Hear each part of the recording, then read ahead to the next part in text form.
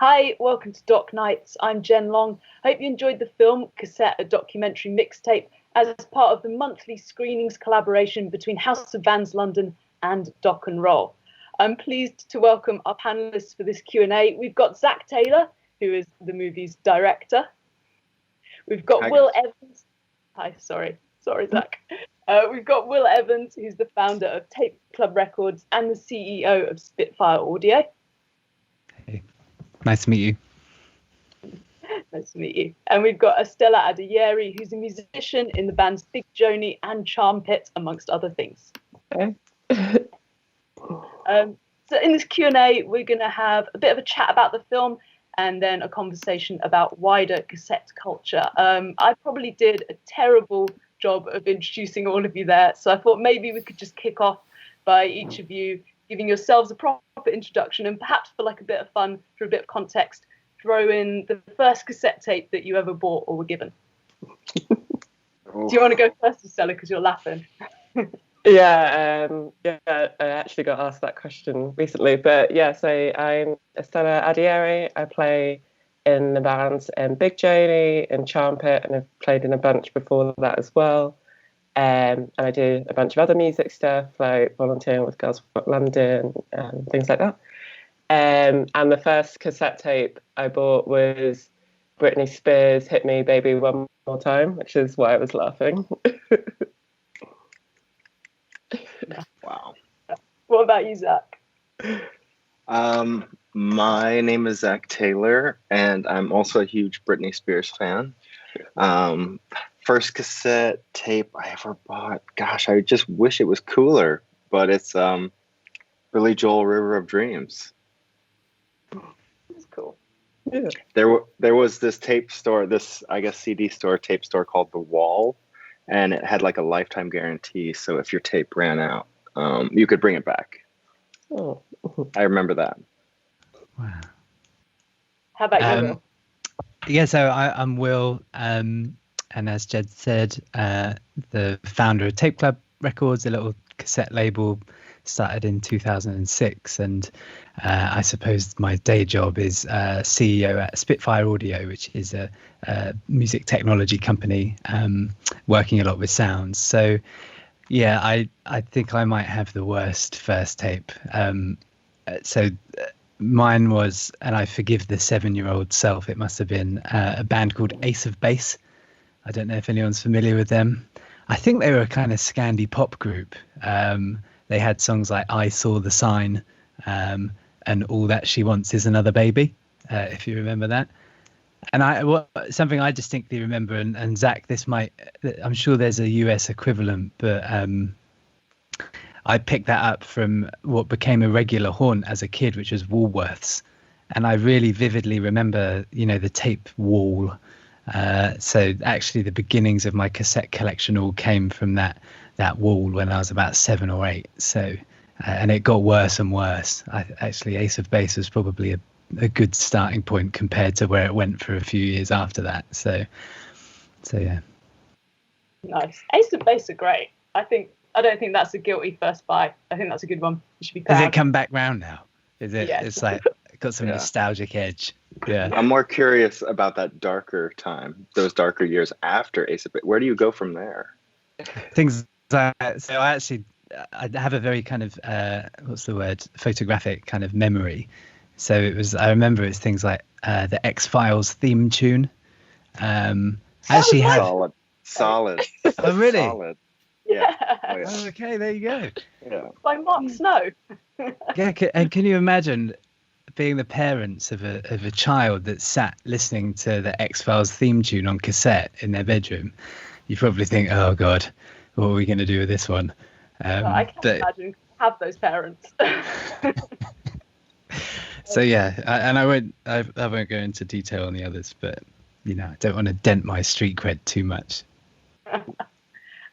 Kicking off, I thought we could start with Zack as the film's director, and just really going back to the start. What was the kind of initial motivation for you to make the film? What was the inspiration behind getting everything organized and together? It all started in y'all's country, in your guys' country, when the Oxford Press released, like, every year they release their words of the year. And, it's, I think we're talking about 2011 at this point, it was like words like sexting. Sexting was a big one in that year. And so new words come in and old words have to, be put out to pasture. And this is mostly for their like print edition. Because, you can keep adding and adding words digitally. But like for the print, words are, time is money, whatever, words are money. And you have to streamline, you have to trim the fat. And so in 2011, they took out the term cassette tape from that print edition of the Oxford English Dictionary. And little like quirky headlines about this like made the rounds on social. And I just thought that was kind of a sad moment, certainly like the kid inside of me, the kid who always wanted to be like in a band, not just in a band, but like leader of the band, like singing. I just like had a moment of silence, and I thought, somebody should say a few words. We should come up with some kind of eulogy. And so that's where it started. And you started a kickfunder. You started a kind of like GoFundMe project to raise money to make the film. What was the reaction like? Was it easy to get those donations, to get those pledges? Or did you have to do quite a lot of work? What was people's reaction? I think it was, at the time, it was a scary process, but I will say that as soon as you, commit to a topic like that and you start to look for other music nerds, people who are nostalgic and sentimental for music, I think it doesn't take long to find your tribe in that sense. And I think like the feelings for cassettes like run very deep and they're very poignant. And for many of us, they overlap with that time in our lives when it was formative, and every heartbreak was like the worst heartbreak, and every crush was just like the most promising thing. And mixtapes, cassettes, that whole culture was right there with us, So starting that Kickstarter is, was it difficult for me? Sure. But like, was it difficult to find like-minded people who remembered cassettes and people who wanted to talk about it or hear about it? That wasn't difficult. And then did you have like a similar experience when you were trying to book the guests to be in the film, when you were reaching out to people like Henry Rollins, Daniel Johnston, Thurston Moore? What was their reaction? Were they just really willing to talk, or did it take a bit of work? Well, I mean, real talk. You want to do real talk? So there's two sides of the story where like you have the topic and you have the person who's like pitching it. You have the filmmaker, and I'm not like going about making feature-length documentaries. I'm at the time I was like in grad school for film production in Wales, and I was like, I just need to not like end up working at McDonald's after I have all this student debt. Like I should keep going with like film if I'm like really want to do it. So the people in the film, and yourself and Will included, I think are the people who were willing to roll the dice and say like, I don't really know who this person is. I'm not sure what this project is going to look like. But I have a few things to say about cassettes. I have like a wall of cassettes that I want to show off, or I want to brag about this certain cassette that I have or that I made. Mm. And just finally, before I move on to Will, how's Lou? How's Lou doing? Oh my gosh, I just checked in on him a couple days ago. I want to like wrap him in bubble wrap or like cryogenically like somehow preserve him or something. I'm so I'm probably more worried about Lou than Lou is about Lou. He's fine. Short answer, he's fine. He's this year he'll turn 95. He's in Eindhoven. He's super sharp still. He's lucid. We went sailing a couple of years ago in the Netherlands. and he still thinks cassettes are dumb. So don't worry about that. And he still wishes that we'd all forget about it or stop talking about it. Amazing. I feel like if anyone was going to be cryogenically frozen, it would be Lou Ottens. And he would figure it out. He would press the button himself and like Han Solo carbonite treatment, you know. Oh yeah. Will, still talking on the film specifically, like, do you think that it did justice to the cassette culture that you know and love? Yeah, what I really enjoyed was, because I suppose, you know, personally my interest is broadly in the culture element, but the technological element as well I think was really important to cover. So I think having that thread run through it was really great to help people understand how formats come to be, and certainly those that survive, because from my days on the really tech side of things, you know, new formats are created every year, but most of them die off and you never hear of them again. So actually something like the cassette, and also vinyl records that we have today, because there are about 5 versions of, you know, vinyl records or similar that were sold over the years, for it really to be cassette, vinyl and CD that are the only ones that have survived is quite amazing. So I think it says something a lot about cassette. But regarding the film itself, I think the big part is that cultural part. Like Zack said, there's something just so, even now, I got a tape through the door yesterday, and, you know, also a bunch of vinyl and some other crap, and the box, the shop that sent me the tape, it was in a perfectly, you know, just a little bit bigger than the case, and there was something still today, you know, at 35 years old, that thing stood out as the thing that I just wanted to kind of open up first. And I don't know what there's something about not just the culture around it, which I think Zack covered fantastically, that, you know, the passion behind it, what it says about, in some ways, the people that create music with an idea that it's going to go to tape. I think that also like kind of narrows you off somewhat.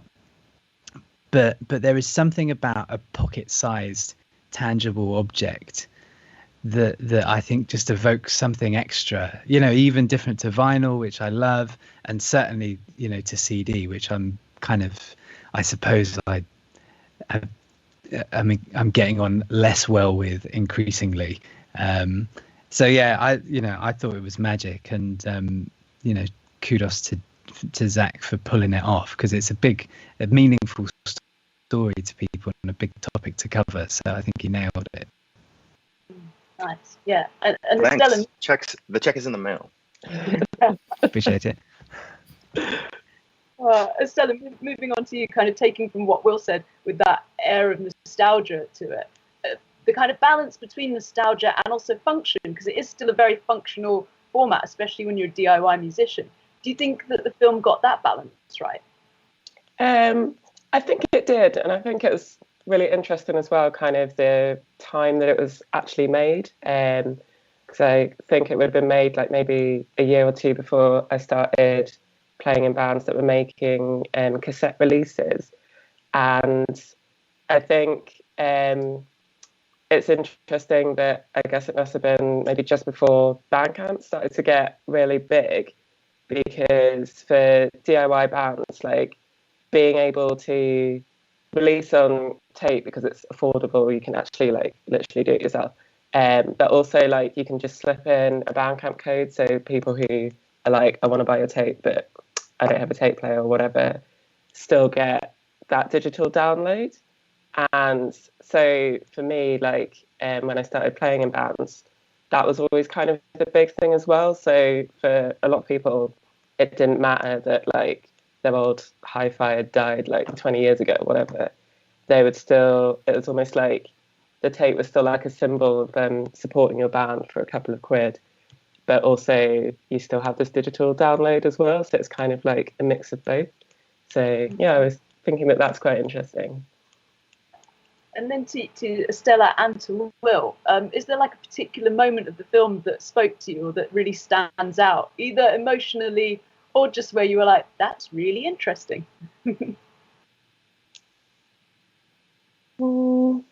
I think for me, it triggered the memory of, like recording one tape onto another, where they're talking about that bit and the degradation of the sound over time. And yeah, also just the way it really does take you back to like a certain time that you can like pinpoint. And I really liked people as well talking about like making mixtapes for like their crushes or whatever, because I think I kind of just missed out on that time really. But it just sounds very like, I don't know, very sweet. And just thinking about the amount of effort it is to have to like actually, yeah, make sure you got the time right, or you haven't like cut the song off at the end because you didn't time it properly and stuff. Like we don't really get to do that stuff anymore, and a Spotify playlist doesn't feel as romantic. Yeah, I think it was Henry Rollins who was like, I took time out of my life to make this thing and I can't get that time back. And there's something really romantic about it. Yeah. How about you, Will? Yeah, there's one scene that I remember, and actually it was triggered a bit in something I watched yesterday, and it was when they were taking cassettes and kind of selling them in the kind of in a kind of marketplace kind of setting at gigs and in their scene. And I watched this film yesterday by actually a cassette based artist. He uses it in his works, Amulets. Do you know, have you heard of him? So he really goes and gets tape machines and breaks apart the tapes, makes tape loops, and there's something for me in that again, like I mentioned earlier, there is definitely, I think, a scene and a feeling around the type of music that people who are involved in cassettes make. And I know now lots of musicians put music out on cassette because it's almost become another legitimate format again. But there was a period where, in the latter part of the 20th century, it was obviously bands and things like that, and garage and punk bands chucking stuff on tape and things like that. And then I guess also things like the drum and bass tape pack movement and all that type of stuff. But there was this kind of early 2000s, like pre-new ambient, kind of warbly, mucky, just there's a whole scene both in the UK and it was also, yeah, like Estella said, kind of pre Bandcamp too. And I don't know, the tapes really represent that to me, and the scene in the film where they're kind of trading them and it's this hand to hand, it just really brings back this very specific thing. And that like I said was triggered in this Amulets documentary yesterday. It's just a short kind of 10-minute piece, but he's still out doing that. And I suppose because of lockdown as well, I was overwhelmed by the idea of being in a room with other people listening to music and what that might feel like. So yeah, I dialed right into that moment because I remember being sat at a gig venue with a table full of cassette tapes and just the conversations you'd have around that, because certainly then, early 2000s, people would be like, what the hell are you doing? Like, what is this? People didn't even know what they were. And I just thought, yeah, there's a magic era, I think. So, yeah. And then throwing it out to all of you, how do you think cassette culture has changed over the last decade since the film's initial inception? Do you want to start, Zach? I can start, and I think of Will all the time when I am asked this question, or I ask myself this question. Like, I remember at one point interviewing Will, whatever year that was, 2013 maybe, and then a couple of years going back and like picking up some B-roll, like you going to the record store and dropping off tapes. You remember that, right? Yeah. And I think it was that second visit. I know that was 2015. It was that second visit where, I'm trying to make this documentary. It's going on and on and on, like for years. And it's like, dude, what's going on with this documentary? and Will saying like, in like very conscientiously, like very considerate, like, hey, you might want to think about like really finishing this thing, because we've kind of seen a nice little bump in like people talking about cassettes, Cassette Store Day, the 50th anniversary, you know, but like there's no telling, you know, how long this little novelty, this trend is like gonna, you know, be a thing. And I was like, oh yeah, oh shit, you're right, I gotta finish, because like people won't even know what a tape is, you know, in like whatever 6 months or something. And that fear is very much still there. Like 2021, like who knows, you know, but Taylor Swift, you know, Kanye, Nirvana's Bleach, just, you know, red cassette selling out like days ago. It's not going away, and it makes no earthly sense. And it's not like people, not like Sony is like remaking, you know, these awesome Walkmans. People like, and Estelle, I think you said it perfectly. Like people are buying tapes just to have the artifact, you know, like the mechanics of it are secondary to like, oh, it's this cool thing. And it's like, if you're really into music, doesn't matter what kind of music, but if you really, really like music, it's no coincidence that a cassette is the same kind of size, shape, look, and feel as a pack of cigarettes, because it's just that. It's like this thing you put in your pocket, you walk away, and it's like, I can't wait to consume this, you know? Yeah, how do you feel, Estella? That's such a good point. And yeah, like, I feel like, I don't feel like cassette culture's going away, especially looking at like DIY scenes and stuff. So it did feel like when I started playing in bands, there were like newer labels, small indie labels springing up who were like focusing on cassette releases, and maybe they tended to have like a certain sound for the bands that they'd release. Like I'm thinking of like someone like Art Is Hard over here in the UK, if you know that label.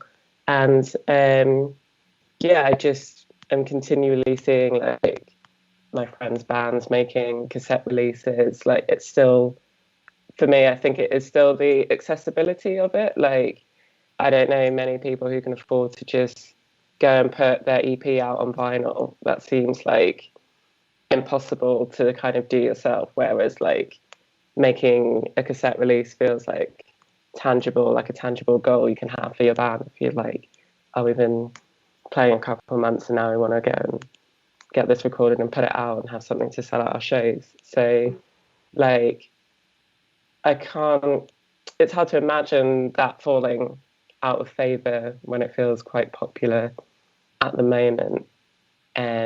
But yeah, I hadn't really thought about, like you mentioned, those kind of bigger artists also making the move to having like cassette as an option. So yeah, I don't know how that's going to affect it going forward. Yeah, and like pre-pandemic, when you were playing shows, what were people's reaction coming up to the merch table and seeing cassettes? Has that changed over the years? Yeah, I think it feels slightly more normal compared to like when Cassette Store Day started. Because yeah, I think back at that time, which wasn't that long ago, but it did feel kind of like a novelty to go to your local like record store and like have all these old tapes and have like the person working there like explaining like who these random artists from the 70s were and why they still wanted that cassette in the shop and stuff. Whereas now, like, it's not really a surprise that like bands have stuff on tape. It doesn't feel like that weird. Like, it does just feel like another format, and it kind of makes sense. So yeah, I feel like maybe it's come back around from being seen as a little bit ridiculous to just like a thing that we do. How do you feel about that, Will?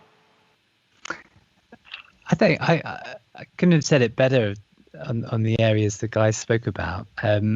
Something that was floating in my head was, I think since, I don't know exactly when, but since the film came out, we've seen Guardians of the Galaxy kind of hit the mega mainstream. So this huge movie franchise, which in a sense, and I speak to the founder of Spitfire, about this a lot, that there's something about Guardians of the Galaxy and it being such a huge film, but it ultimately kind of riding on cassette culture. That the whole undertone of that movie is about like this throwback to the kind of 80s 90s cassette days, and you know, the main characters walking around Quill with headphones on listening to like rock anthems and stuff like that. And I think that really speaks volumes about how it's penetrated kind of broader contemporary mass culture. So I think if you take those two things, the fact that, you know, I definitely got it wrong, Zach, you know, I think, and I'm really pleased about it. Bandcamp, everything Estella's talking about, particularly, I think, like she said, the affordability of cassettes is really going to keep it alive, because it is just such a great option if you're not quite sure how many things you want to press up, and, you know, if it's a bit more of a kind of, I don't know, a throwaway project or something that, you know, is different to you than a 4-year album you've been working on and things like that. So I think that's going to keep it alive, I think, for good. I can't see that unless someone invents another tangible format that people can exchange by hand. I just think it's going to stay around. And then, of course, if the big companies continue to repress, you know, Madonna, Blur, Nirvana, Kanye on cassette, you know, that's going to keep the big orders in at the cassette company, the cassette manufacturers as well. So I think it's here to stay. I'd be interested to see in 50 years' time if we're all still here, kind of slightly more wrinkly, but you know, with ever expanding cassette collections. And there's a theme across the film. Some people kind of approaching streaming and digital music with a bit of negativity. And Will, you are like Mr. Analog, but you're also the CEO of a digital tech company. So how does that reconcile with you, that kind of fight between analog and digital? Yeah, so it comes up a lot. What's interesting about our company is, and you know, not for this to be a plug, but something that we're very dedicated to is following the recording process, the very traditional recording process. And so for the most part, what we do is its entire basis starts with analog recording. So we go and record instruments, and we record them through fantastic analog preamps, mixing desks. We record to tape, so we do huge orchestral sessions, you know, right to a 24-track cassette machine, which costs an incredible amount of money in this day and age to be doing that as well. And then we wrap that all up into digital product, which we sell, you know, online. But I think that also speaks volumes about the demand and the idea that there's a reason that people love Spitfire and buy those products. And that's because I think they know that we go to the studios and do all that analog stuff. So there's this assurance in our product that we've gone through those routes of factoring in the analog side of things. So, but I completely, I suppose, agree and am on the side of those that are concerned about the pure digitization of the music industry and the effect that can have on the kind of listener and artist experience. I think there's huge conversations across lots of different platforms and areas in music about that kind of what once was with an artist creating music and then exchanging and sharing that with people around them. And I suppose what now still exists on a large scale, but in a much more transactional and less kind of tangible and considered experience. So I think, what do I want to say? I think there's so much to be gained from the ceremony around a musical recording and indeed a live performance.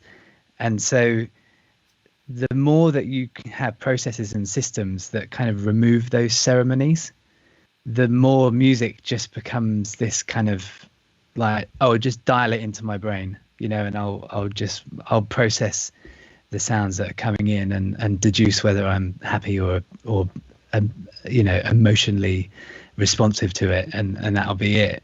No, there's part of the whole thing is getting the tape out of the box and putting it in the machine and go, oh, why isn't it working?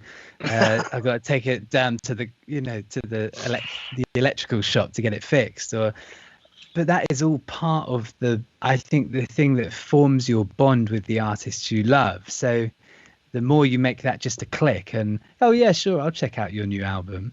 I know it myself. I'm an avid new music fan, and unfortunately for the artists, some of them it's different, but the majority, because I can get so much, I'm just, all the new albums that come out, I just go add it to my Spotify, and there's no ceremony. I actually have to add a process afterwards, which is the stuff that I really like. Go and buy the record and have that ceremony.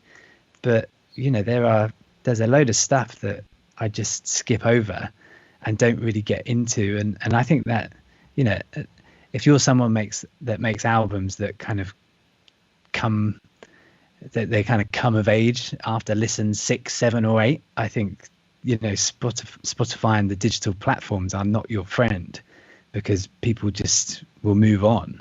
But when you've spent all your pocket money on a thing, you make yourself like it, and you keep giving it, keep giving it a go until it breaks through. And I think that's all the stuff that you lose. So, yeah. How do you feel about that as an artist, Estella? Do you have a particular preference between digital or creating a physical product? Well, I've been wondering about, I know like Will mentioned earlier, and kind of our experience in lockdown as well. And obviously, it's coming up to like a year now since I would have been able to play a live show and even have that kind of merch desk interaction that I think is a big part of the show as well. And just like actually just getting to chat with loads of people who love music. And yes, I wonder like if like what you were saying, that part of the ceremony is more important to people now that we can't even go out and like enjoy a live show. Like I know I have been excited to get tapes and like 7 inches in the post now, because it's like the only way I can feel like I'm experiencing those new releases, whereas maybe before I would have experienced it at a show. But yeah, I definitely think you're right in the way that Spotify kind of allows you to be so like passive, and it's very much around like consumption of music. You don't really have to engage in like, it's even like, obviously we have been put on playlists, but it's like you can just go and find a punk playlist, rather than what feels more normal to me is like where your friends would be recommending like songs to you, or lending you a 7-inch or a tape, or taking you to see like their favorite band at the moment or whatever, or you'd get a flyer for something. And like, yeah, obviously that's all removed from Spotify, and it can feel, yeah, just like, it does feel like something's missing. I mean, obviously there's like benefits as well, like there's amazing bands that I've discovered through like, and and it recommends like bands he might like if you already like are listening to a certain artist or whatever. So like, I'm not saying anything negative about that, but it's just like, I don't know, it's weird. I'll be interested to see what it's like for people who've never not had the option to just go on Spotify and stuff, and that kind of age group that's coming through now. And also I think I've been thinking about like the way the platforms we have available build like new constraints on the music that's made. So last time I was in the studio, a producer was talking about how like people would, like make music according to the medium. So they would have it in mind that it was going to be released on tape, or that if you're making like a 12-inch record, she was talking about how the sounds quality like is less good towards the center of it, and people would shape their album around that. And it's like now we're having people make like 1 minute 30 songs because they know that that's suitable for TikTok or suitable for people's like lesser attention at the moment. So, and it's like, I don't know how I feel about that, or should I necessarily feel negatively towards it if it's just an evolution of how music's being made. I don't know. I don't know. We're running out of time a little bit, and I don't want to end on a down note. But, no. But I also feel like we can't have a conversation about cassette tapes in 2021 without talking about plastic, because since the film kind of was made and came out, that's become such a huge conversation, is plastic and plastic waste, and creating a lot of cassette tapes is obviously adding to that. Like, how does that feel to you guys when you're releasing on cassette or you're buying a lot of cassettes? Do you think about that? Does that sit in your mind? Wait. Didn't you say you don't want to end on a down note? No, I'm sorry. I don't want to end on a down note. Let's talk about plastics. I will say, as the sole person in this conversation who doesn't like actively put out cassettes, I will say that like plastics 100% suck. They way more than cassette culture. Plastics will always be around, literally.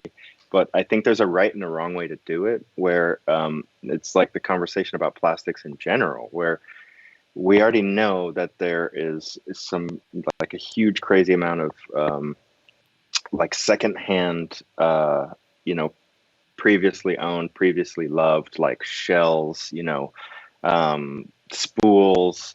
The tape itself is like a kind of a different thing, and like the weird like adhesive tape that you need to put the leader on the tape. There's all those like moving parts and stuff, but there's a right and a wrong way to do this, and I think with cassettes specifically, yeah, they're not the best quality, but they're certainly not made to be like single-use plastics.